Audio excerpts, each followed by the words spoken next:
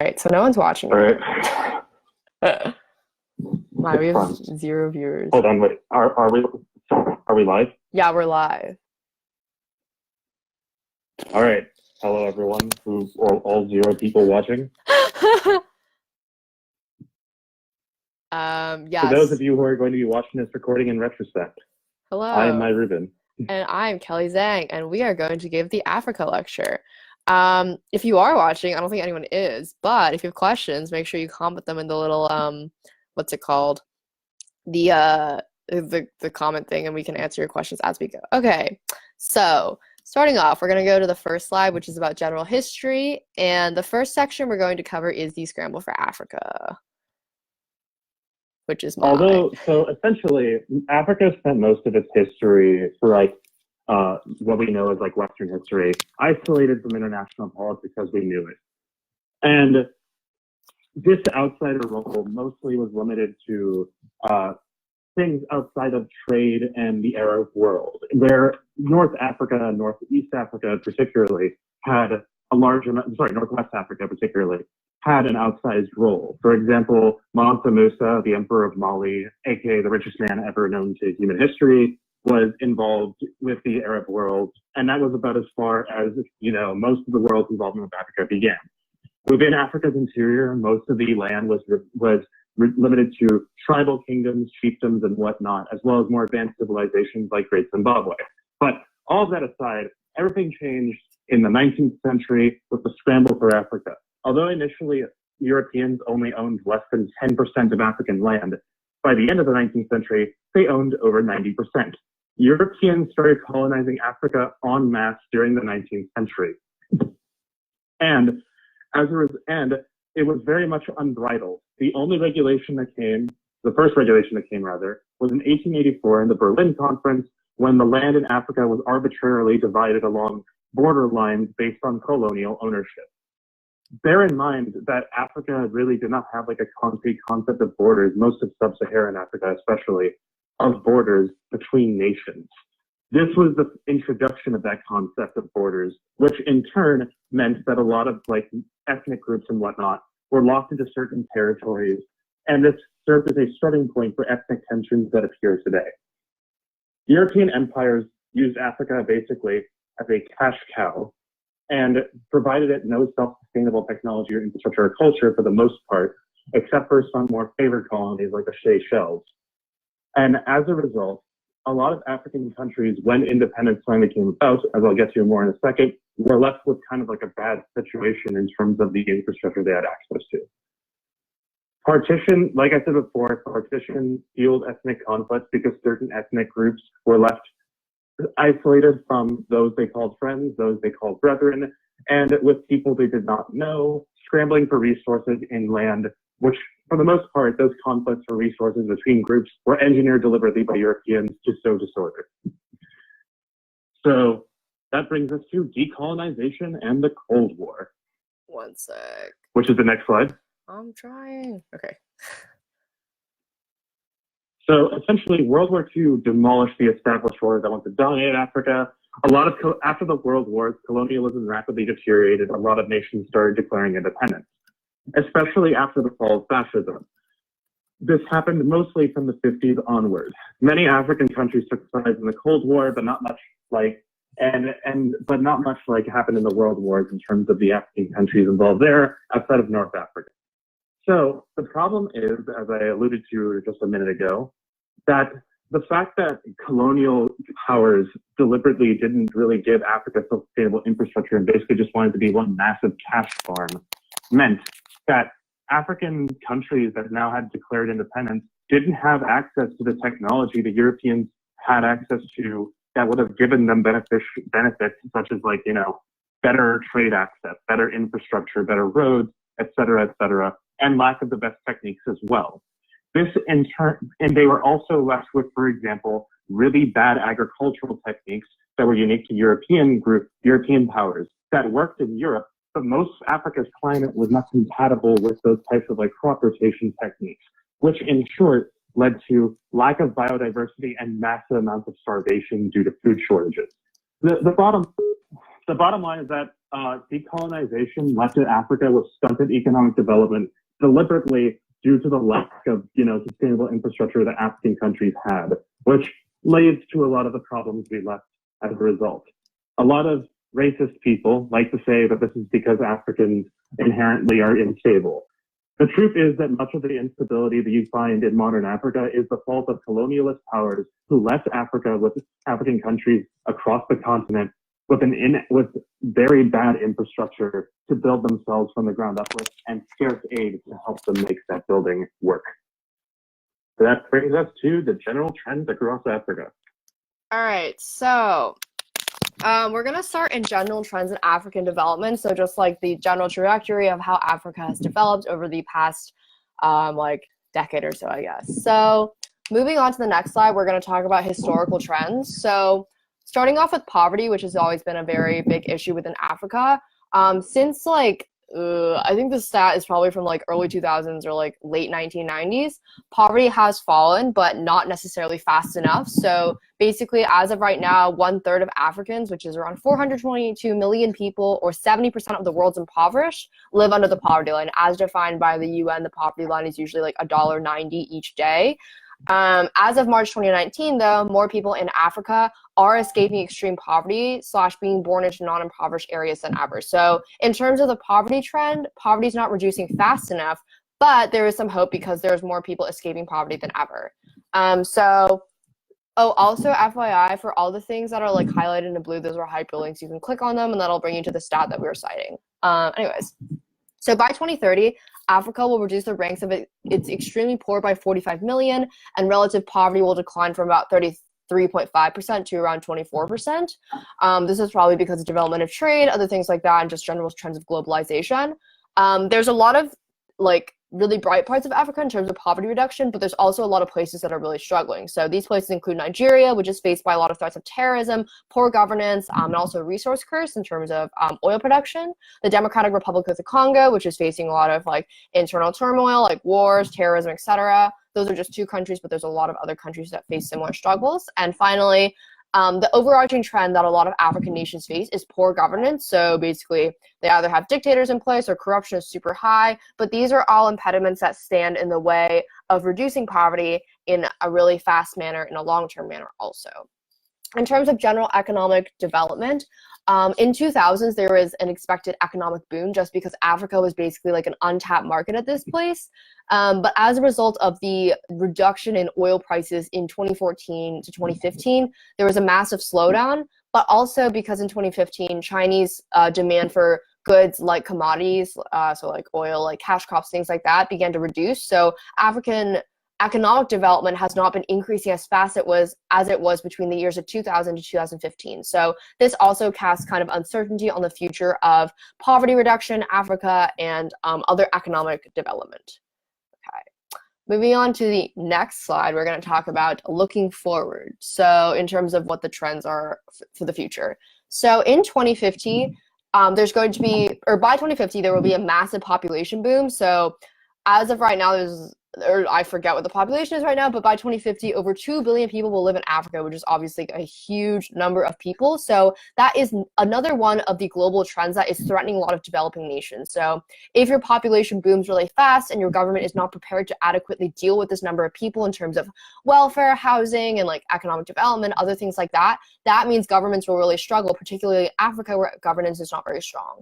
So around 40% of these people will live in rural areas too, which makes it all the much harder to get resources to them, like electricity, things like that. In terms of the economic outlook for the future, it's a little bit rocky because a lot of these African economies are commodity based. So what that means is that they just export goods such as oil. But as we all know, the demand for oil is slowly decreasing as green technology becomes more of a thing, and also oil prices are just really low right now, and there's kind of a global glut of oil. So basically what happened was, I think the stats from 28, or from this article's from 2015, but basically in 2015, the growth rate slowed down to 3.8%, which was a lot less than what it had happened between 2000 to 2015. So this is probably going to continue given that the Chinese-US trade war has a really uncertain future. And also the stock market in the US is doing pretty poorly right now. So a lot of people think the US is going to go into recession, which would lower the demand for a lot of goods. The other thing that that Africa will really struggle with in the future, as we kind of alluded to earlier, is corruption. So like if they actually can't focus on the well-being of their people and are more concerned about like, their own personal gain within governments, that means African states aren't really going to be able to prepare for the massive population boom and also continuing problems like terrorism and also just like the lack of development of a lot of rural areas. In terms of the health outlook, it's gotten a lot better because of globalization and the spread of vaccines and things like that. But as of right now, still 19 million Africans live with HIV and AIDS or AIDS. And there's also an Ebola crisis ongoing within Africa because mainly of poor governance, lack of connection, lack of hospitals, things like that. And then as of 2015, 5.9 million children have, under the age of 5 died. And that's 83% of them was because of like pretty preventable causes in developed nations, so like infections, neonatal complications, or nutritional status. So looking forward, Africa has a lot of work to do, but based on the development that we've seen in the past decade or so, we think, I hope that hopefully that a lot of progress will be made. Okay, moving on to the next slide. Can I just jump in on the commodity thing really quick? Yeah, go ahead. One thing I want to add on commodities, and another remnant of colonialism, is a lot of African countries, Madagascar is a big offender of this particularly, are very big exporters of cash crops because the colonial infrastructure they were left with was built for basically creating and exporting cash crops en masse. The problem is that as time is going on, cash crops are becoming less and less valuable on the market, which in turn means that those economies are suffering from being so commodity based. A big challenge for the future is going to be transitioning away from cash crops given the infrastructure and technology that these countries were left with after decolonization. All right. Moving on, we're going to go to climate change and its effect on Africa. So moving on to the first slide in this section, I'm just going to talk. Okay, so going back to the lecture. So basically, climate change acts as a multiplier or threat multiplier. So that means that it compounds existing problems and exacerbates them. So for instance, Africa has always had big problems with resource wars, and the fact that climate change is making resources more scarce will only basically just multiply the effect. It doesn't create a ton of new problems, it just makes a lot of things worse. So in terms of Africa and its relation to climate change, it's one of the most at-risk regions in the world, and that's because climate change is like, the effects of it are very extreme in Africa because of like, African weather was already like pretty like super hot or like pretty wet. So in drier places, it's going to get drier, and in wetter places, it's going to get wetter because of science that I don't quite remember. But also the other fact with Africa is that governments aren't necessarily prepared to address climate change because of poor governance and just lack of experience and things like that. Overall, the temperature is expected to just increase overall in Africa, which is going to have the effect of dry places getting drier, wetter places getting wetter. In terms of temperature increase, that will also decrease crop yields because a lot of crops are sensitive to like temperature changes, weather changes, and things like that. And in the status quo right now, a lot of crop yields have been decreasing like a pretty significant amount in Africa. And the other thing that will get more scarce is water resources, which has already been a big cause for concern. Like Lake Chad has dried up by like over 80% since like the late 1990s. So it's just going to continue this trend, which makes it a lot worse. And then population growth is also another problem that kind of compounds the problem of climate change, because if there's fewer resources as a result of climate change, then population growth also makes these resources more strained because there's less to go around and more people to serve. And one of the regions that will grow really fast is like the Sahel region. So it's kind of like the middle, like it's a little bit above like the middle of Africa, like in that region, if you want to think about it. So that is a general trend. Mai, do you have anything to add? No. Okay. So moving on, we're going to talk about migration. So migration is one of the main impacts of climate change in Africa because basically the reasons for that, there's like 4 reasons. So the dependence on agriculture is one of them. So basically if one region has less water than other, then obviously people will move to the region where there's more water. So that causes a lot of agricultural based migration. The other thing is that there's already poor infrastructure to begin with. So like if there isn't infrastructure in a certain area to like address the problem of water shortages, then people will move elsewhere. There's also weak institutions that can't really respond well to the problem of climate change in Africa, so people obviously will move. And then there's also high poverty rates, so that means it's very difficult to adapt to the effects of climate change in Africa. So people will just migrate if they can't find what they need in the place that they currently live. So the empirical example that we're looking at is basically, if you look at the little graphic on the right, it gives examples of how migration has affected climate change. So in 2012, 6 million people were displaced from Nigeria, and then Lake Chad has shrunk by over 90% over the last 50 years. So 2.5 million people have been displaced as a result of that, because people can no longer depend on Lake Chad for their livelihood, like fishing and other aquatic-based, livelihoods. Demographic changes, as we said before, also acts as a compounding factor. So basically, the population is going to grow by a lot, so there's less resources to go around. And the other thing is that there's also going to be rapid urbanization, which places a lot of stress on infrastructure, because governments aren't ready to accommodate for the mass number of people who migrate from rural areas to urban cities looking for work. So that's also going to be a little bit of a problem for climate change and migration. Okay, moving on, we're going to talk about climate change and arable land. So another thing that is directly impacted by climate change is arable land, so like land that you can actually plant crops on. And this is really important because a large portion of the population in Africa is dependent on rain-fed agriculture. So in the Sahel region, over 60% of people are dependent on rain-fed agriculture. And then in the Horn of Africa, around 40% of GDP's Somalia's GDP is reliant on livestock, and half the population in the Horn of Africa rely on grazing land. So that's like East Africa. So basically, if there's a reduction in arable land, that means people can't grow their crops. That also means that they can't graze their herds. So that means that they have to probably migrate, or they're just left with nothing, essentially. As of 2015, over 65% of Africa's Africa's arable land was too damaged to plant on. So we see that the effects of climate change are already affecting Africa significantly, and it's probably just going to get worse. Then moving down to the last bullet point, as a result of arable land, there's going to be more resource conflict. So basically what happens in Nigeria is that there's a lot of nomadic farmers from the north who travel down southwards to find more arable land. That causes a lot of land conflicts, and each year over 2,000 people die in Nigeria as a result of these land conflicts. So obviously it's a very extreme problem. And then in Ethiopia, there's like a big clash over like where coffee can be planted, because it's a big export. So that leads to the displacement of individuals and also a lot more deaths. Okay, that went the wrong way.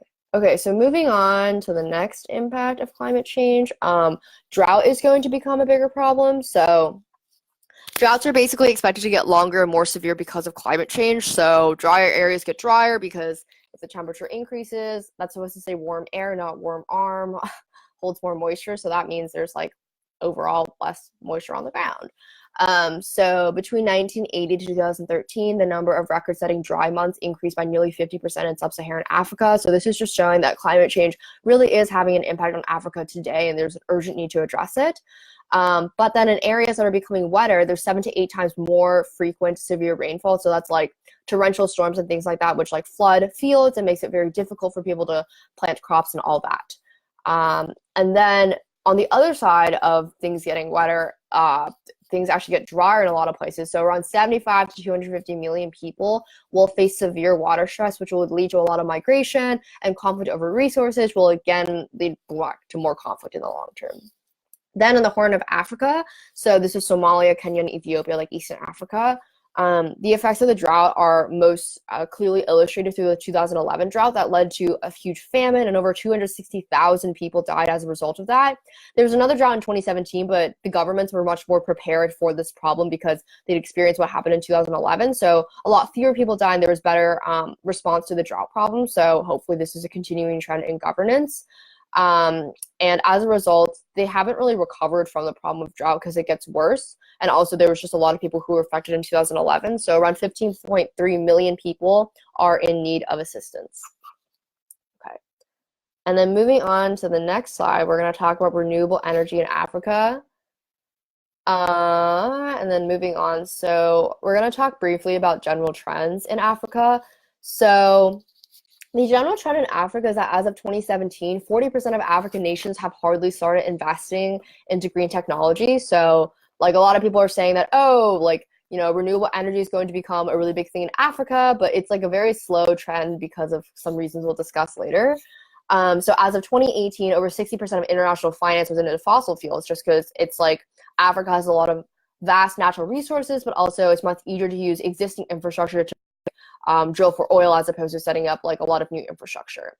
The other thing about investing into Africa is that African markets are very closed off, and that deters investors. So it's very difficult to invest in a country that has like really stringent rules on foreign direct investment, or also just like doesn't really have a liberalized economy. So there's a lot of things deterring investment into African nations.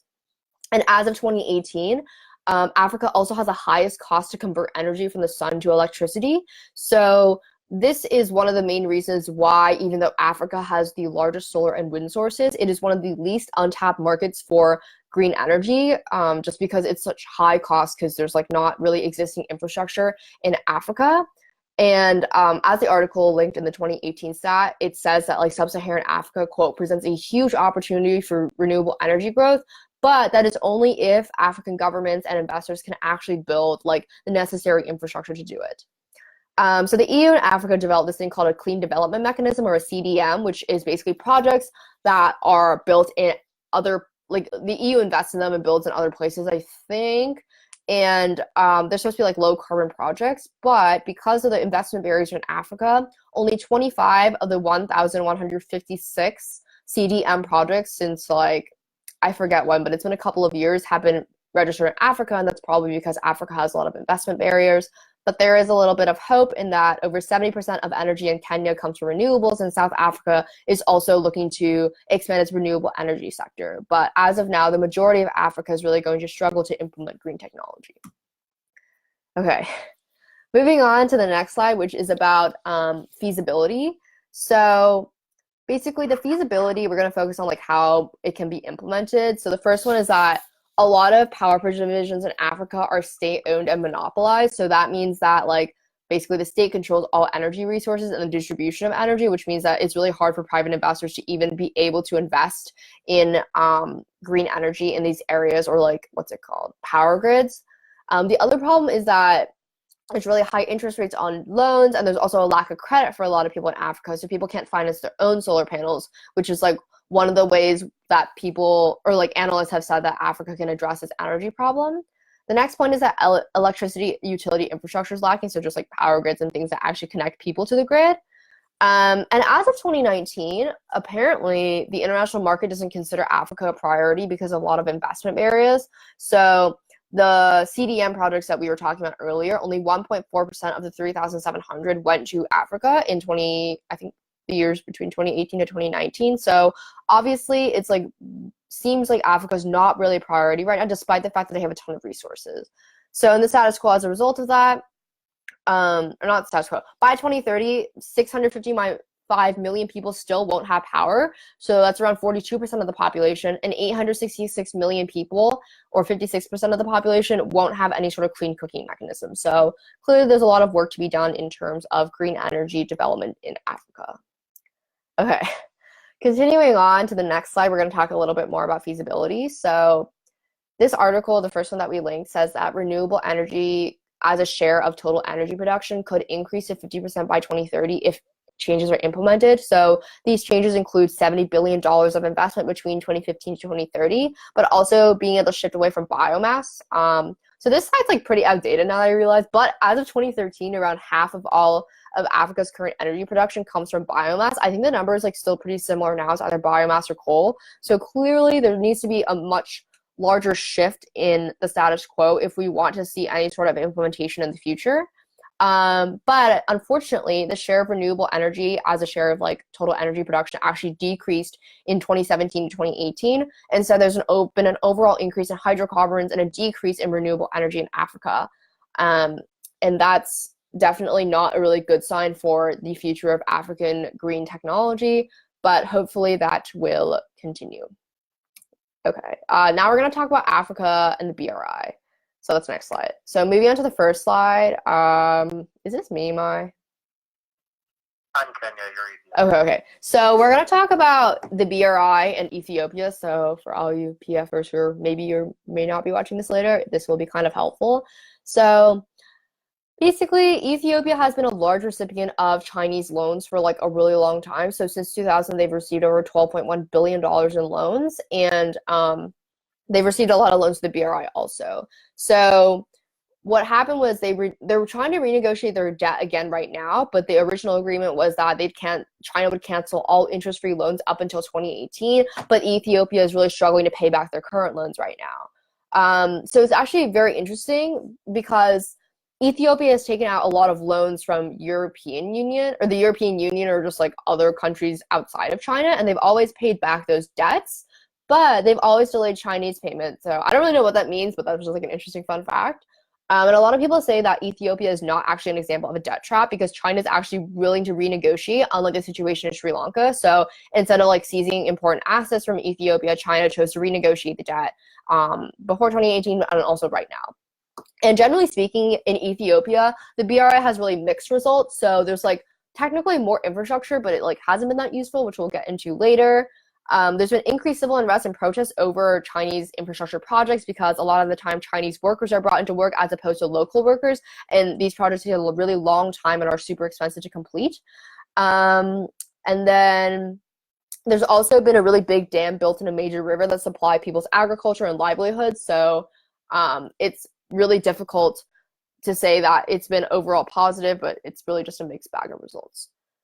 So moving on to the next slide about Ethiopia and the BRI. So we're going to get into some of the specifics. So basically, one of the projects built to the BRI is like a standard gauge rail or an SGR, and it's the first railway built in Ethiopia since a decade ago. So it's like a pretty big development for Ethiopia, and it's meant to connect their capital to Djibouti and decrease the travel time from 2 days to 12 hours. So on face, this looks like a really great project. But as we look to the next bullet point, there's been like definitely really mixed results. So the first one is that there were huge delays in the project. So I think it was supposed to be completed in 2018, but it was postponed.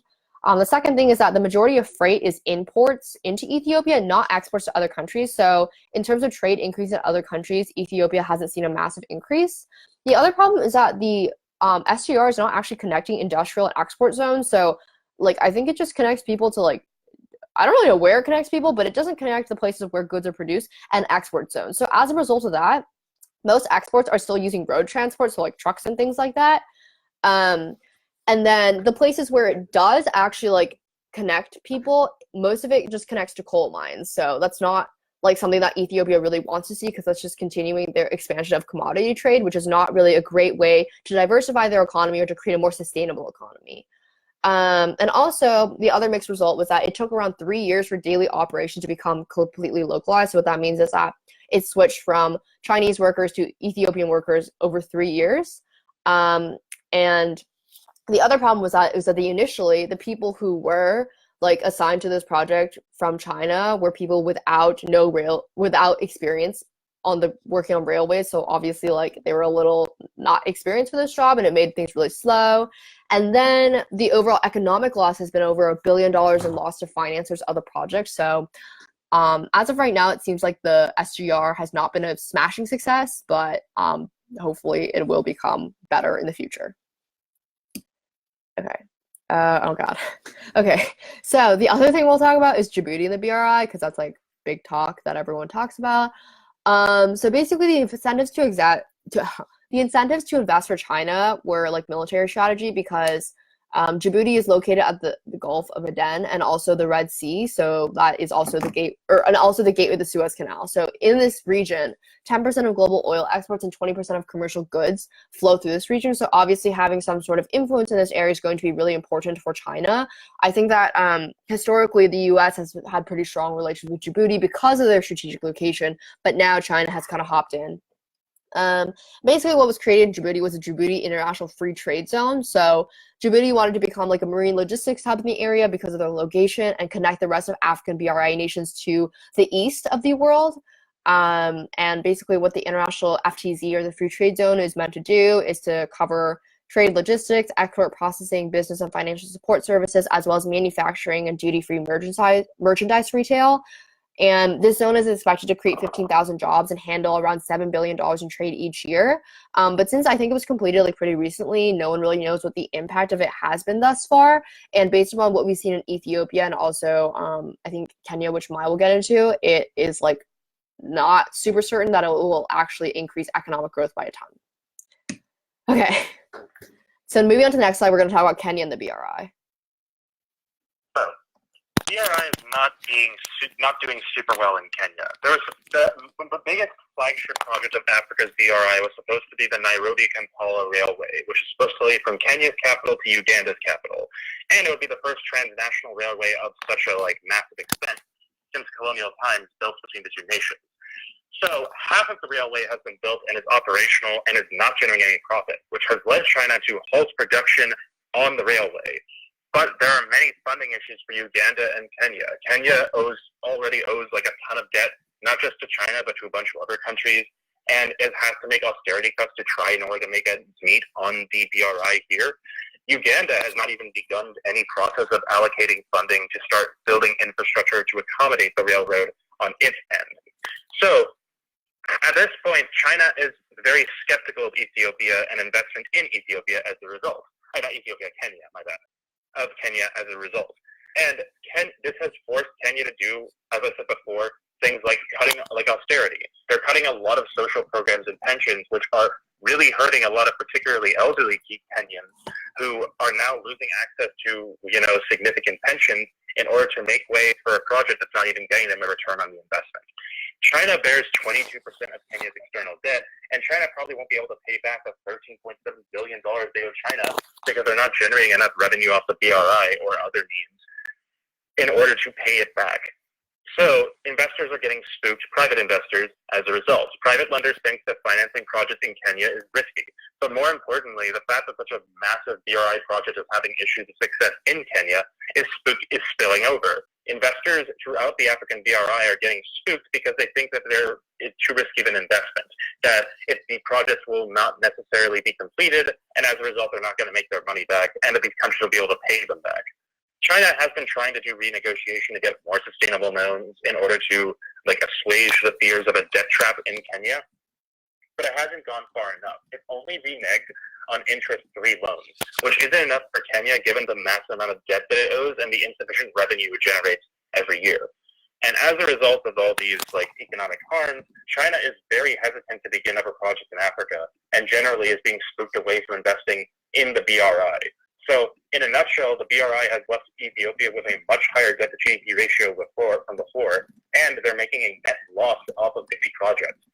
So at that point, really, they've only lost things off of the BRI and have jeopardized potential successful BRI investments elsewhere in Africa as a result of said failure, while also hurting the credibility of the BRI and China, and hurting the people of Kenya due to austerity cuts, hurting the social programs they need to continue living.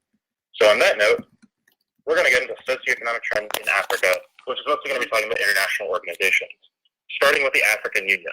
It was formed in 1999, inaugurated in the 2000s, and encompasses all African nations besides Madagascar.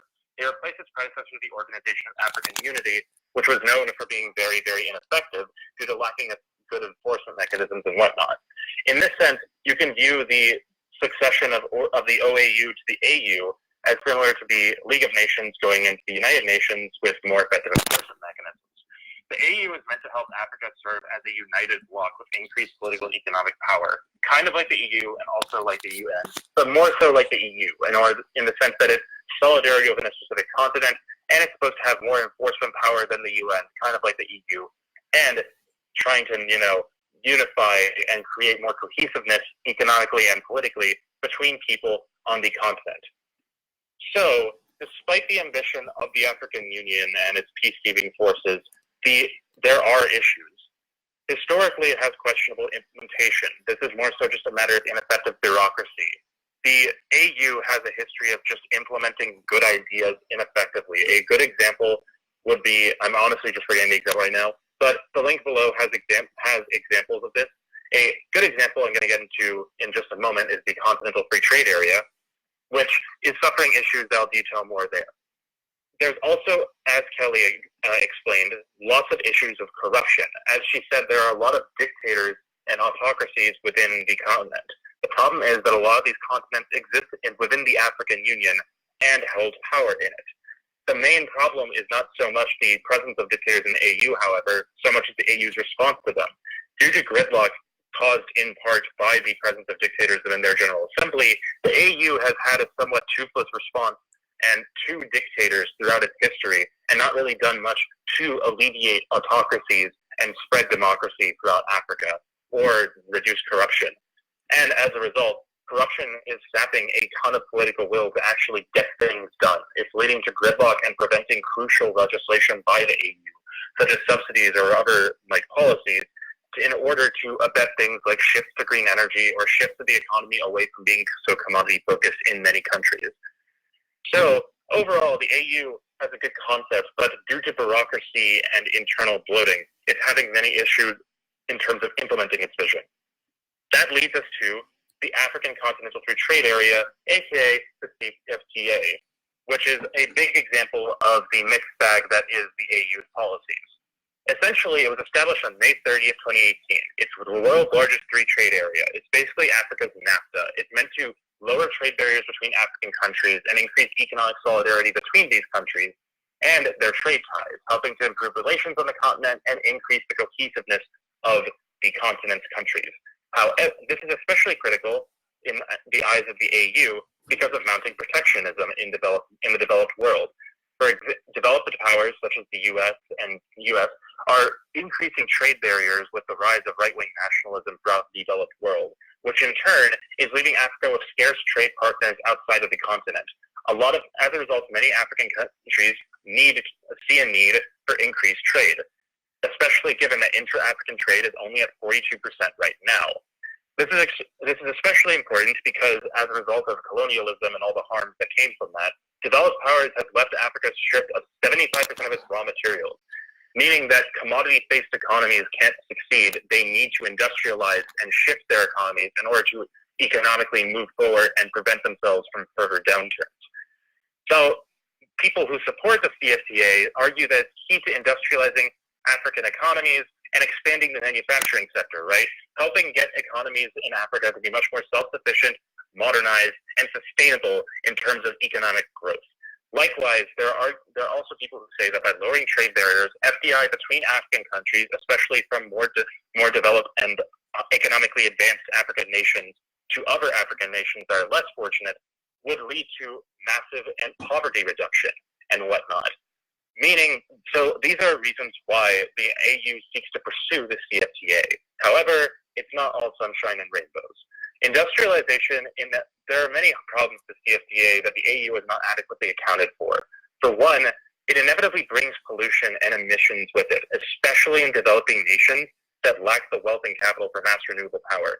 Kelly touched on this a lot, but the fact is that due to those barriers to adopting renewable energy, industrialization that would come with the CFTA would probably be dirty industrialization on the back of coal and oil energy, which would lead to increased emissions and worsening the effect of climate change. But beyond that, the trade itself might not necessarily be all that fair. Africa is a massive continent with around 55 countries, 54 of them in the AU. As a result, there is a massive variation in development and success and prosperity between these nations. Like any other continent, some of these nations are far more developed than others. Brief tangent here. Just bear in mind that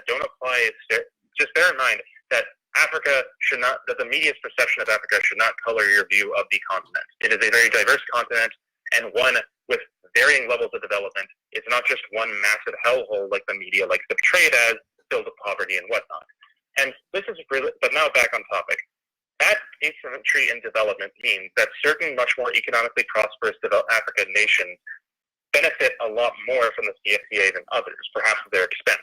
Essentially, these vast imbalances in economic development, so for example, the difference between Nigeria, which is a very developed and growing economy in Africa that's developing a lot of revenue, and say Lesotho, and Malawi, which is having many, many issues in regards to modernizing its economy and overcoming recession and health problems, those countries are economically disadvantaged by the CFTA because they're forced to become more import dependent because they can't have the export diversity in the manufacturing industry in order to compete with those other nations in terms of trade. So it might lead to trade dependency and asymmetry between nations, which leads to some nations benefiting from the CFTA and others being hurt by them. Likewise, that asymmetry in development also leads to the crowding out of small businesses, because small entrepreneurs in these areas might be crowded out by more powerful firms from other more rich, economically rich African countries like Nigeria, like South Africa, in these nations, which in turn would make it more difficult for these economies to become self-sustainable because they're not developing their own businesses. Likewise, R&D in Africa, which is a very untouched situation by the media, has a lack of IP regulation in most countries. Countries that are, again, more economically prosperous, like Nigeria, like South Africa, like Lesotho, those countries have IP regulations that are good for R&D. However, a lot of countries that are less developed don't have those IP regulations, which in turn mean that there's way less profit generated by patents and whatnot in those countries for tech innovation. This is going to discourage R&D in a lot of these countries that are smaller in the CFTA. But more importantly, a lack of IP regulation across the continent might mean that certain R&D might be misappropriated in nations where IP regulations permit and deprive people of profit, which kills the incentive for more R&D. So this might hurt the future innovation. The other issue is adverse worker conditions. This is a similar situation to what we see in the developed world, particularly with American companies like Nike and whatnot, that have sweatshops in certain countries in the developing world. Essentially, African nations with more advanced labor regulations and more developed labor regulations might export their labor abroad to countries without as much regulation of labor and lead to adverse working conditions where they have low pay and massive amounts of brutal hours, often for children, in order to ensure that they maximize profit by having to pay the least labor costs possible. So all of these might be harms of the CFTA if it becomes much more effective. These are issues of the AU's implementation that it is not resolved, because the AU has not taken the steps necessary in order to regulate the CFTA or help the CFTA in such a way in order to prevent these from being possible.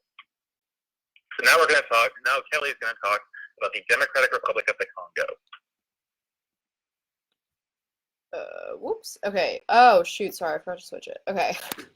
Anyways, so we're gonna get into like specific country scenarios now. So Maya's going to cover a few more after I finish up the Democratic Republic of the Congo. So Democratic Republic of the Congo, or the DRC, is often known as Africa's World War because of its long and bloody history. So moving on to the first slide, we're going to go into a brief overview of the DRC. So this is all based upon the CIA World Fact Book.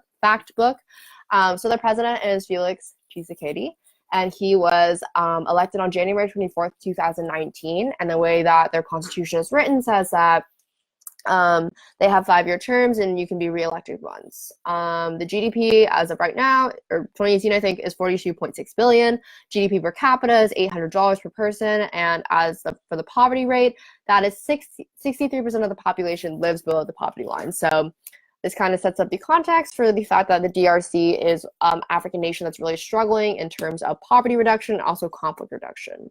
So moving on to the next slide, we're going to go over a brief overview of the conflict in the DRC. So basically what happens is that it really begins in 1996, which is after the Rwandan genocide. So in 94, Rwandan refugees flooded into the eastern DRC, because if we go back, you can see that Rwanda is like, well, I don't know if you can see my mouse, but it's like a small nation east of the DRC.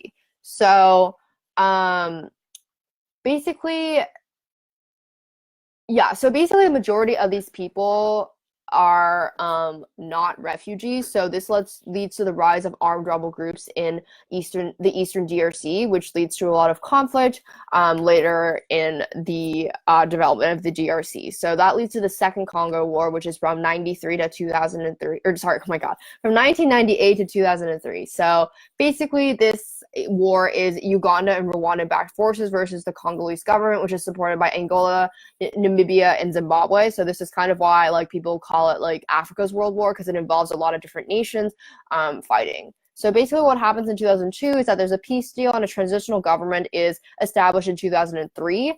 And since then, it's been pretty rocky. And this is also, like, quick thing. This is like how Joseph Kabila rise to power. We'll get into that later. And basically, current day, as of 2013, the M23 movement, which is a group of ethnic Tutsis, was defeated. Oh, sorry, it was defeated in 2013. That led to a lot of massive displacement because it was a huge conflict. And the DRC also has massive resource wealth right now, but that's also leading to a lot of resource wars. So moving on to the next slide, we're going to talk a little bit more about resource wars. So basically, the DRC is one of Africa's most resource-rich countries. It actually has a half of Africa's forests and water resources, so clearly there's a lot to utilize there. And there's also $24 trillion in untapped precious minerals, so that includes like gold, copper, diamonds, uranium, etc. And it's also got 3.2 trillion cubic feet of natural gas. But based upon the development of the DRC, we can see that these resources are really not being handled properly, and it's really difficult for the DRC's government to utilize them in a way in which that would help the economy actually develop and help their people reduce the amount of poverty. So basically, the way that the resource conflict plays out is that these resources act as arms sales financing for rebel groups. So that's how they purchase all their weapons, which continues the cycle of violence. As a result of this, though, multinational companies have stopped buying a lot of precious metals from the DRC, and this has put a lot of local companies out of business, however, which leads to kind of this long-term increase in violence, because when like the general trend is that people no longer have a means of livelihood, so they have to like turn to violence or turn to like things like that. So that kind of has the effect that even though it's good that a lot of US companies or like multinational companies have stopped buying, but that also creates the other problem of increasing unemployment and increasing poverty. So an example of multinational companies stopping is in 2010, Congress passed legislation to reduce the importation of conflict minerals, which is basically just like, has been a pretty good step forward, but also has negative repercussions. And as a result of the resource conflict, there is a lack of basic infrastructure in the DRC. There's a lot of lack of health services, and there also isn't enough education for children to really go around. So that creates this kind of like self-perpetuating cycle of poverty and conflict in the DRC. So moving on, we're going to talk about post-war developments. So not really post-war, actually, like before the war ends in 2001, Joseph Kabila becomes president. And this is like pretty important because in 2006, the DRC has their first democratic election in 46 years. So that's like when he officially becomes elected president. In 2001, his father was like assassinated or something, and then he became the leader of the DRC. And then in 2011, he was reelected. So basically after 2011, in 2016, he should have stepped down, but he decided to hang on to power. So basically in 2016, his term was up and he was like, oh, look, there's a lot of logistical problems. There's just this huge fire in the Capitol. So a lot of voting machines were destroyed. Like, we have to delay elections. But obviously, a lot of people saw this as like him unconstitutionally ending his term. And as a result of that, there was a lot of harsh crackdowns on people who were protesting and also just a lot of general activists for democracy. So in 2017, over 1 million people were displaced, and a lot of people began to see this kind of at the brink of civil war. And then the DRC requested like UN peacekeeping support, but America was basically like, we will not give you any sort of UN peacekeeping support unless elections are held in 2018. So basically the elections that were supposed to be held in 2016 were delayed until December 30th of 2018, but they happened. And then the result was a little controversial because even though the person who won, Felix Tshisekedi, was an opposition member, there's a large discrepancy in the numbers. So Martin Fayulu supposedly won by a landslide by the official count, but they reported that someone else won. So obviously there was a lot of unrest over this. So people were pretty angry about that.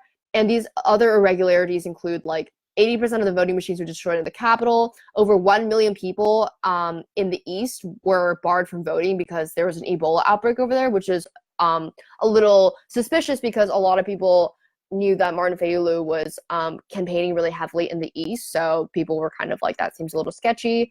And then as a result, there was a large increase in tensions and also really mass protests, which turned violent in early 2019. And since then, it's still been pretty rocky in terms of the political situation and civil unrest. So moving on to the next slide, we're going to look at a look ahead for the conflict in Congo. So basically, there's rising discontent as a result of the election controversy. Then after the Senate elections, there was also more controversy because the current president, Felix Tshisekedi's party, had super like bad results in the Senate elections. So that led to a lot of unrest in that sense too.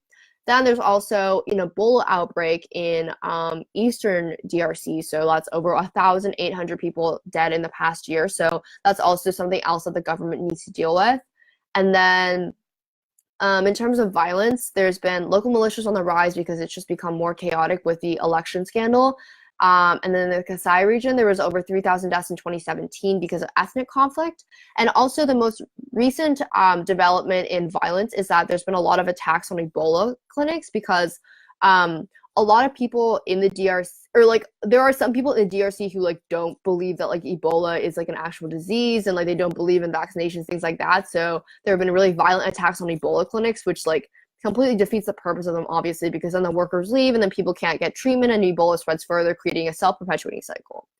So the one thing that could be a little bit of hope is the St. Sylvester Principles, which was introduced in December 2016. So the St. Sylvester Principles was basically like an agreement that was brought up in 2016 in response to Kabila delaying elections. Basically, the agreement was like, oh, there needs to be credible election, there can't be a third term, there needs to be respect for human rights, and also opening up of political dialogue.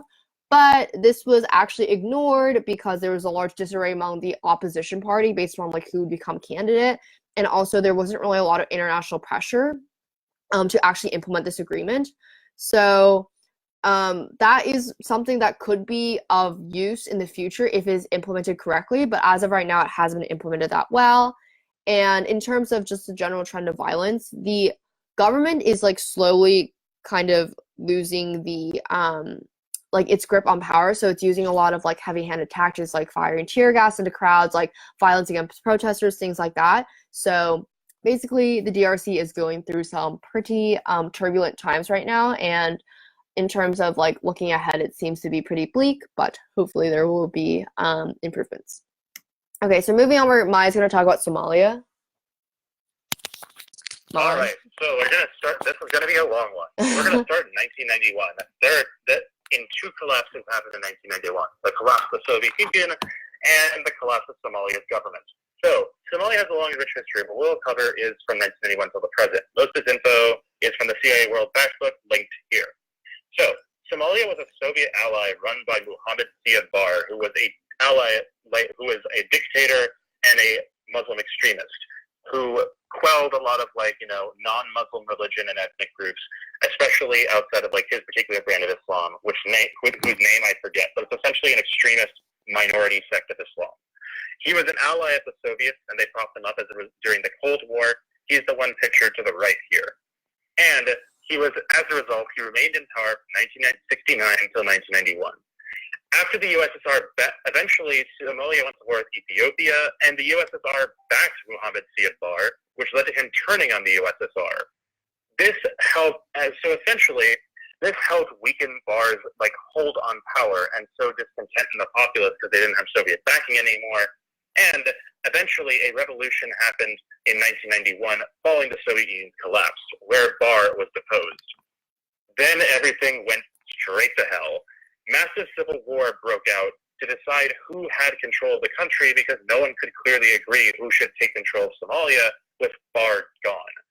And the country is torn apart by the fighting. The war that began in 1991 continues to this day, and it only gets worse. Now going on to our next slide about the first phase of the Somali Civil War, from 1991 to 2006, definitely the worst phase, known by foreign policy experts as anarchic Somalia. The country fell into a state of almost total anarchy until 2006. No one gained control immediately, and the country fractured into various territories controlled by various warlords. And as a result, there was no functioning government in Somalia at all. It was essentially in a state of anarchy and constant warfare. This killed 500,000 people since its beginning and essentially completely annihilated Somalia's infrastructure. The UN, backed by the United States, tried to intervene in 1992 and 93 to restore stability, and it failed miserably. It was driven out by local warlords and defeated, meaning the one time that these warlords were willing to unite was against the United States. So after that, they deteriorated, fractured again, and began fighting once more. The chaos continued until the Somali National Peace Conference in the early 2000s established a transitional national government that was recognized as the official government of Somalia by the international community, and it completely failed to secure stability. It was then succeeded by the transitional federal government, which is the government that Somalia had till a very recent time. The TFG saw very scarce success until the late 2000s. Essentially, for much of the early 2000s, the TFG basically only had control of the Capitol building in the capital of Somalia, Mogadishu, and the street blocks immediately surrounding it, with everything outside of that essentially being completely out of government control. The TFG fractured again in 2008 when its president, Abdullahi Yusuf Ahmed, resigned. The Alliance for Re-Liberation of Somalia, a counter movement and a revolutionary movement, became active in Djibouti, which is where a lot of the Somali refugees went after the country's government collapsed. Next slide is going to be about the second phase of the Somali Civil War. The TFG was supposed to operate on a 5-year mandate until stability was established. This was based on the Transitional Federal Charter, which was essentially their main governing document. The charter was extended in 2009 when they had not succeeded in achieving stability in 5 years. The transition process finally ended in 2012. Many clan elders agreed to political transition, and they took the seats in parliament held by transitional members, and a new president was elected. Somalia's government was back in business. This begins the long and arduous process of undoing anarchy in Somalia, the turning of the tide of the war. During the period from 2006 to 2009, one of the major wars involving Somalia occurred, the Islamic Courts Union. The Islamic Courts Union was composed of extremist Muslim warlords who controlled the region of Jubaland, which we'll get to more later in this PowerPoint. But essentially, these extremist Muslim warlords coordinated terrorist activities both in and out of Somalia across the East African region, and it committed a lot of killings and human rights abuses. Eventually, the TFG, backed by Ethiopian allies, conducted a military intervention in 2006, which eventually defeated the Islamic Courts Union and drove them out of the region in 2007. After losing power, the ICU fragmented into a terrorist group whose name you might recognize, Al-Shabaab. And as Al-Shabaab, they continue to foment instability throughout Somalia, and they still control several big regions of the country today. So that leads us to the third phase of the Civil War, which lasted from 2009 to the present. This is the turning of the tide, when things really start to begin looking up. The Somali government,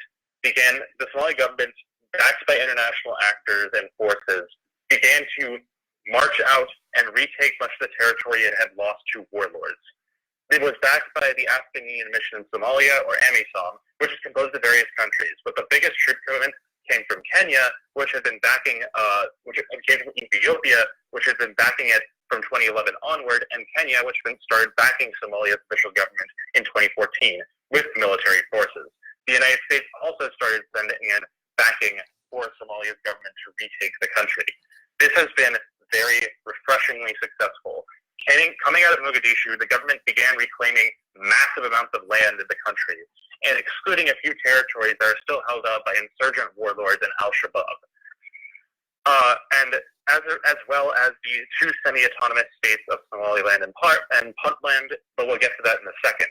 So despite regaining control over the majority of the country now, the fighting in government territory is still very common. Just because the government has control, that hasn't stopped fighting from still happening. The control they have is tenuous and unstable in quite a few regions, and there's still massive amounts of insurgent fighting and death in those regions. And although the Somali diaspora is beginning to return to Somalia with the impending return to stability, Somalia still has a lot of problems, and there is a reason why it is the world's third biggest source of refugees. Poverty and human rights violations are rampant because, like I said before, infrastructure in Somalia was basically completely destroyed after the initial phase of the Civil War. It meant that there was very little infrastructure for people to economically benefit from. Massive poverty ensued. Massive food shortages ensued from the effect of climate change, like Kelly talked about. And massive amounts of human rights violations ensued by local warlords who repressed and slaughtered people en masse. this made it in Somalia a very unpleasant place to live, with rampant poverty, as most of the wealth that did exist was taken by warlords into their own hands. Yet, as the situation is beginning to alleviate, the Somali diaspora is beginning to return. More on that in a bit. But for now, we're going to talk about the territories of Somalia, which is the next slide. So, in the chaos, Somalia has been divided into a few distinct regions throughout the last 30 years. We're going to start with Puntland. Puntland is an autonomous state in northeast Somalia, recognized internationally as an autonomous region of Somalia, like Hong Kong was a short time ago, and Macau still is in China. It's not very stable, but it's still more stable than the majority of the country was for most of its history. Poverty is pretty rampant, and government corruption is pretty common. And because of those lack of economic opportunities and government corruption, most of the pirates in Somalia's history, including the very ones who hijacked the Maersk Alabama ship, which there was literally a movie about, came from Puntland, seeking better economic opportunity due to the lack of it they had in Puntland. Regardless, Puntland is not actively seeking independence and is willing to rejoin the rest of Somalia when the civil war finally ends. Galmudug is an autonomous region in central Somalia, and it was the other biggest source of pirates in Somalia's history. Unlike Puntland, which at least had a president and a formal government with elections and whatnot, even if it wasn't particularly prosperous, Galmudug was just a straight-up pirate land. Pirate warlords ruled Galmudug and conducted frequent raids on trade lanes off the coast of the Horn of Africa, until the TFG in Ethiopia drove them out in 2007, along with the ICU. Galmudug now is ruled by the federal government and is struggling to rebuild after the pirates warlords who ruled the region basically ravaged its infrastructure and deprived people of economic opportunity. In Jubaland, this was ruled by the ICU before its destruction, and it's currently controlled, and unfortunately, the government was not able to bring Jubaland under its control. The remaining pockets of resistance there surged in activity, and Al-Shabaab has control over Jubaland. It is filled with Islamic militants and a hotbed of violent terrorist activity. Life is very unpleasant in Jubaland, and it is essentially the center of Al-Shabaab's resistance to the Somali government's advance. There is one more region, and it is extremely notable, and it gets its own slide because it's the subject of a potential PF topic in the season, and it is Somaliland on the next slide. The Republic of Somaliland stands out. It is located in the northwest, and it is the only part of Somalia that is actively seeking internationally recognized independence. It's pursuing independence through nonviolent means, which also makes it distinct from regions Jubaland and Galmudug, which violently seceded from Somalia's government. So, it has been very stable for most of its history, far more so than most of Somalia. It had a peaceful democracy throughout its entire history. Most of its people have economic opportunity. It's safe. The government is not corrupt and is actually very stable. It has been doing much to keep care of its people. Businesses have been operating out of there. Somaliland has been a pretty damn good place to live. It's been insulated, for the most part, from Somalia's chaos, with peaceful transitions of power and good security of its borders against the chaos that involves the rest of Somalia. It's located in the northwestern end of the on the Somaliland. It was formed in 1991 in response to Somali anarchy, with many people seeing the chaos happening in Somalia and choosing to go back to the land of Somaliland. To elaborate on this, Somaliland was an independent nation before it willingly joined with Somalia. It was known as British Somaliland. It was its own country separate from Somalia that joined with it when Somalia declared independence in 1960 and merged it. So there is actually some legal legitimacy to their claim of independence. They were an independent nation before and want to become an independent nation again and declare their independence after the Civil War happened in order to try to find their own stable pathway forward. However, the international community has not been very kind to them on this regard. No one has recognized Somaliland for fear of creating a precedent despite their legal legitimacy, for fear of creating a trend of breakaway states being legitimized and mass secessions. Regardless of whether or not this is rational as a fear or not, it is still the fear of the international community that keeps many of them from recognizing the legitimacy of Somaliland, with the international community still recognizing it as just an autonomous region of Somalia. It has had massive negative effects on the economy and has neutered trade because it's very difficult to get to do any trade when the vast majority of the world does not recognize your country's existence. And it has also excluded Somaliland from a variety of international agreements. This has made development very hard for Somaliland because they lack access to many of the benefits of international participation and trade. Nevertheless, they decided to make do with what they've got. So that brings us to challenges moving forward. Our next slide. Even though things are improving and are way better than they were 10 years ago, Somalia still has massive problems. Education opportunities are abysmal. Only over 40% of children have even attended a school. And mass famine and water shortages are leaving people with very, very little nutrition. And mass starvation is killing many, many people, especially in the wake of climate change, which is escalating these risks. So this is something that the government has to deal with.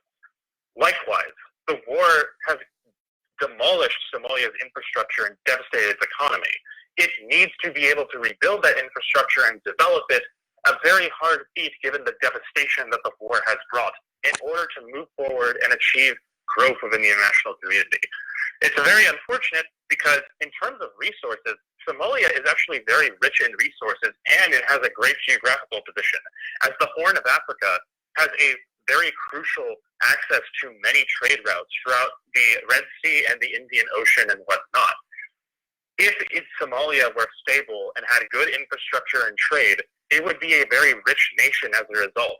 Accessing those opportunities by gaining access to the Horn of Africa, which includes access to things like the Gulf of Aden and the Indian Ocean, would be crucial for it to economically develop and recover from the civil war. Likewise, there's also a refugee crisis. Somalia is, as I said before, the third biggest source of refugees in the entire world. Given increased stability, the diaspora is beginning to return to try to remake a future for themselves. An example of this, the most notable... Wait, Mai, you cut out. Hello? Oh wait, Mai, you cut out for like 10 seconds. Many refugees remain throughout the region, outside in other neighboring countries too.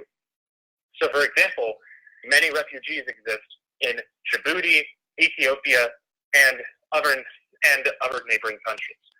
This is creating a massive problem for those countries, with ethnic unrest and economic stress from having to help those refugees survive and maintain their living conditions, given the lack of infrastructure to support them. Thus, it is extremely critical that the Somali refugee crisis be resolved and Somalia be prepared for a massive influx of returning diaspora people. And if this can happen, it will it will also alleviate the refugee crisis that is sowing instability and economic harm in its neighboring countries. Likewise, piracy is not as big a problem as it is before, despite the stereotypes surrounding Somalia. It was massively mitigated in 2015 and 2016 as the government, as well as international navies, took many steps to mitigate piracy. The risk is way lower now, but it is still a prevalent problem and still one that the government needs to deal with. It's still stemming from lack of economic opportunity. There's also insurgency. Sections of the country are still controlled by insurgent warlords like Al-Shabaab warlords, and they need to be defeated before the country can have a hope of maintaining stability. Only when the entire country is back in a state of stability can progress be achieved. Likewise, the instability has spread to neighboring countries. Al-Shabaab has gone beyond Somalia and created instability and conflict in all throughout of East Africa, in countries like Kenya, Ethiopia, and Djibouti. Al-Shabaab thus must be stopped because its terrorist activities are threatening. Al-Shabaab has even begun to act in the Middle East as well. Needless to say, it's a problem the government needs to deal with. And that brings us to Zimbabwe. Ooh, one sec. So this is going to be, thankfully, briefer than the one in Somalia. Zimbabwe's issue is not one of civil wars, but of corruption and economic downturns, starting with their history. Again, a lot of this information comes from the CIA World Factbook.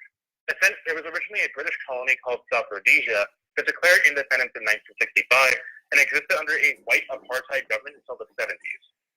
As Zimbabwe Rhodesia was formed after independence, with Robert Mugabe as its first black prime minister, eventually being named just Zimbabwe. Everything seemed like it was going to be good. And then Mugabe became president by the mid-90s and went mad. He went terribly insane with power. He abolished the post of prime minister and absorbed its powers and became president for life, massively expanding his own power and ruling as a brutal dictator. He was leading one of the worst regimes for human rights in the world. Mugabe is the one pictured in the bottom right. He decided to try to resolve economic harms of poverty by just printing money in Zimbabwe nonstop.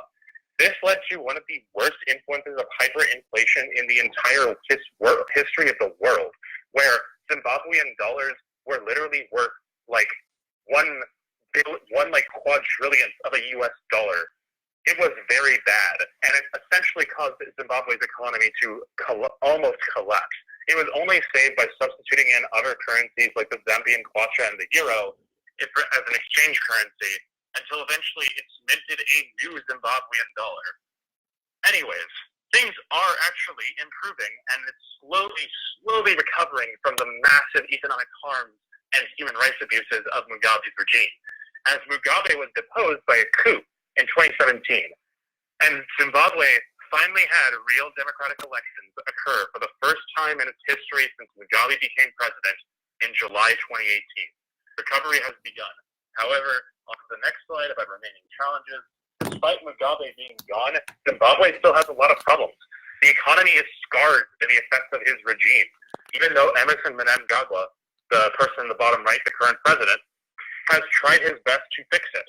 There are massive fuel shortages and constant power blackouts due to the lack of infrastructure development and massive poverty and the massive loss of revenue that Mugabe and his slush fund was responsible for. And as a result, energy poverty is rampant in Zimbabwe. The government is so indebted that it doesn't even have the foreign currency to buy energy from other countries. It costs the country $200 million. These fuel shortages are causing $200 million worth of damages in the country. Inflation is still far too high. It's at a whopping 98%. It should be at around a healthy level of inflation for most countries is no higher than like 10%. This is really bad because it's threatening the value of a new Zimbabwean currency established in June 2019. And if that currency gets hurt, it will lead to many problems in Zimbabwe. History repeating itself as another inflationary crisis puts Zimbabwe at massive economic risk. Austerity is running supreme. Zimbabwean pensions are being cut to as little as $10 in order to try to account for the massive costs of fuel shortages, food shortages, and all these infrastructural harms that Mugabe left Mnangagwa after his election. As a result, a lot of social programs are being cut, which is massively hurting the ability for Zimbabweans to alleviate poverty and escape poverty. The country owes massive amounts of debt to foreign entities, and it is barely beginning to pay, again, because of the rampant borrowing done under the Mugabe regime. So, in a nutshell, Zimbabwe, thankfully, does not have a civil war on its hands, but it has massive economic and developmental problems due to its development being stunted by the dictator Mugabe. If Zimbabwe's economy is not repaired, it could be the biggest economic crisis amongst most of Africans and in Central Africa. So now moving on to Uganda, starting with its history. Uganda, its history after becoming independent is marked by civil wars, beginning with the most, again from the CIA World Factbook, a complicated society. In 1962, after independence, Uganda was left with a curious situation. Recall how I mentioned in the Scramble for Africa that the drawing of borders and the introduction of the concept of borders to African society, as well as arbitrary partitions, led to ethnic divides and ethnic groups that normally hate each other, forced to live together and pitted against each other deliberately by colonial officials. Uganda is a big product of that. Colonial borders drawn by Britain led to Uganda being filled with many ethnic groups that had massive histories of sectarian conflict, often very deliberately. This helped contribute to a civil war that has been ongoing since 1987, longer than Somalia's civil war, although not as devastating. In 1971, shortly after independence, Idi Amin takes power. He is a brutal despot and one of the worst dictators in recent human history and a mass murderer. He is known as the Butcher of Uganda. He killed 100,000 to 500,000 people, depending on the estimate you ask, and left the economy in ruins as he sacked massive amounts of it for projects that commemorated himself or for his slush fund, petty expenses, and committed vast human rights abuses, served as a state sponsor of terrorism, and even has outright sponsored and housed terrorists who are attacking aircraft in the Eurozone. So, he is not a good guy. However, in 1979, after a brutal reign in which he killed hundreds of thousands of people in less than a decade, he was deposed in the Ugandan-Tanzanian War, in which Tanzania's military backed opposition groups and took Idi Amin out of the country. However, Idi Amin's insane cult of personality remained, and he had many loyalists who bought into his propaganda, who fought in another civil war with the government that came after him, called the Ugandan Bush War. The National Resistance Army that fought in the Ugandan Bush War, one of the counter movements that fought in the Ugandan Bush War, I should say, actually won and ousted the new government of the country, and in another coup, the re-elected unpopular Milton Obote. Obote was the ruler who was there prior to Idi Amin. So, people did not like Obote, and Yoweri Museveni, leader of the NRA, not to be confused with America's NRA, ousted him and became the current president of Uganda. He has been president since 1986. The anti-NRA resistance keeps fighting. Idi Amin loyalists still keep fighting. Uganda has a absolutely abysmal human rights record. Museveni has proven very little better than the dictators that came before him. He's an autocrat who strips massive amounts of human rights and leaves very little social welfare to actually help his people. And free elections have been curbed, and political freedom is discouraged, with massive amounts of free speech being oppressed under Museveni's regime. Life is not very pleasant in Uganda under the current autocracy. And their current regime is also very, very, unfortunately, ideologically conservative. They have criminalized homosexuality and under the penalty initially of death, but after international outcry, instead homosexuality in public has a life sentence instead, which is not an improvement, not a big one at the very least, and certainly more proof that Uganda's current regime is very, very terrible for human rights. So that brings us to our next slide of more civil wars. Uganda is currently embroiled in 2 concurrent civil wars, which also spill over into the DRC, going back to what Kelly talked about. So, let's start with the Lord's Resistance Army insurgency from 1987 to present, which has been ongoing since 1987, although it's died down a bit. The stability effect of it has affected pretty much every single neighboring country and has made the LRA a prolific, dangerous threat to pretty much every country surrounding Uganda, including the DRC. So essentially, in 1987, spiritual medium Joseph Kony went from rags to riches in the absolute worst possible way when he decided he wanted to become a guerrilla warfighter, assembling a force that initially conducted small raids and attacks on villages, and then as his spiritual demagoguery continued to escalate, he began to assemble more and more momentum and eventually started conquering parts of northern Uganda. Lost and gained through many brutal and at one point even controlled all of northern Uganda. Lost and gains through many brutal conflicts have happened since. Kony remains at large even after severe losses. Kony has incurred massive international outcry. If you'll recall, if any of you are old like me, Kony 2012 was a whole big internet phenomenon back in, of course, 2012, when the international community had massive outcry against Joseph Kony, who did not particularly care about the raising of awareness and still continued doing the terrible things he was doing. So, Joseph Kony and the LRA are among the very most dangerous and biggest security threats in the entire continent, or at least were for a very long time. The LRA is a fanatic Christian extremist group that practice things like cannibalism, mass killings, and human sacrifice, all in the name of their religion. The LRA has perpetuated vicious atrocities and killed 100,000 plus people while displacing over 2 million, leading to a massive refugee crisis in Central Africa. The conflict has spilled over into neighboring nations. such as the DRC and Sudan. Sudan, especially, it helped escalate tensions in the Darfur region of southern Sudan into a civil war that lasted over a decade and killed an unfathomable amount of people and created a massive refugee crisis, and eventually culminated in the formation of South Sudan. Point being, Kony has done a lot to kill a lot more people than the vast majority of warlords on the African continent, and is one of the biggest security threats on the entire continent. However, despite the conflict spilling over into the DRC and creating massive escalation and harms throughout the region, it has been dying down a bit. The LRA has been declining massively throughout the 2010s and is actually now reduced to a few small pockets of insurgency throughout Uganda.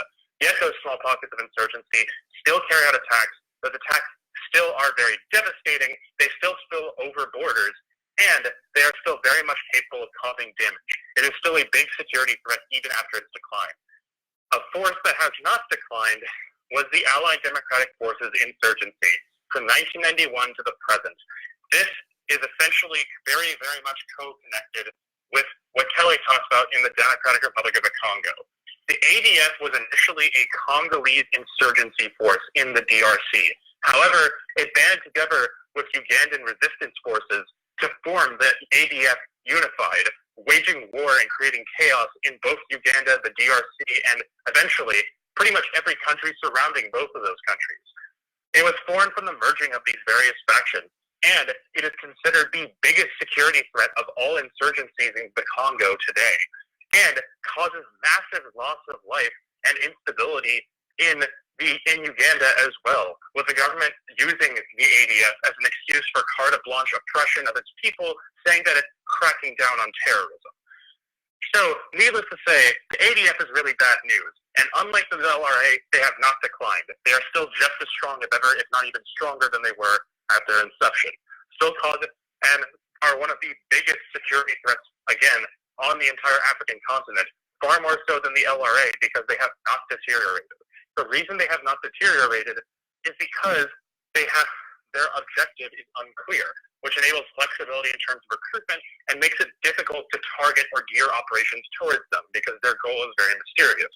Initially, they had this vague goal to create an Islamic state, but they stopped publicly espousing this goal in the 2000s.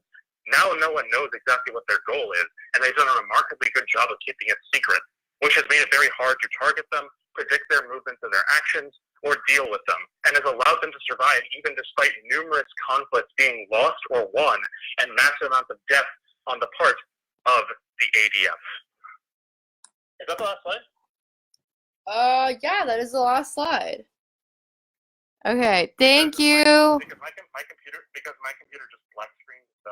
Oh, that is the last slide, yeah. So thanks for everyone who watched/will watch this lecture. If you have any questions, feel free to send Mai or I a Slack message, and we'd be happy to answer your question. Anything else to add, Mai? Not really. Hope you all learned from that. Bye, friends. Adios.